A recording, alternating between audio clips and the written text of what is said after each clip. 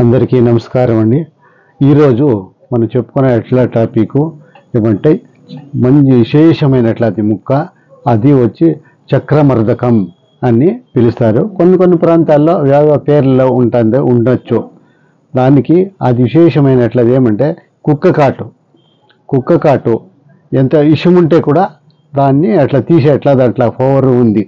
చక్రమర్దకం అంటే ఆ ఆకుని తెచ్చి మెత్తగా నూరి కుక్క కాటు ఎక్కడ ఉంటుందో అక్కడ ఆ రసం కానీ లేదంటే మెత్తగా నూరి పేస్ట్ కానీ పెడితే అది ఒక అరగంటలో ఆ విషమంతా తీసే పవర్ శక్తి దాంట్లో ఉంటుంది. అంతేకాకుండా విశేషమైనట్లది ఇట్లా ముక్క అనే దానికన్నా కొన్ని జాగాల్లో హాస్పిటల్ దూరం ఉండొచ్చు.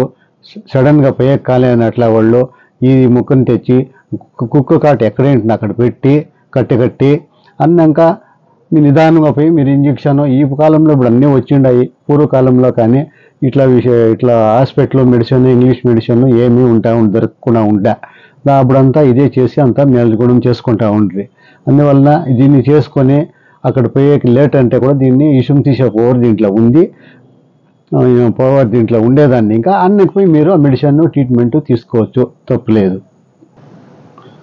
అంతేకాకుండా ఈ ముక్కలో ఉండే విశేషాలు ఏమంటే ఎన్నో చెప్పుకోవాలంటే ఎన్నో విశేషాలు దీంట్లో అద్భుతమైన విశేషాలు ఉన్నాయి. అంటే తేలుకుట్టిని, చర్మ సమస్యలున్ని, అలర్జీ ఉన్ని, ఒళ్ళులో తెల్ల మచ్చలున్ని, ఒళ్ళు అలర్జీ ఉన్ని, వీటికి అన్నిటికీ అట్లా గుణం చేసే అట్లా ముక్క ఇది.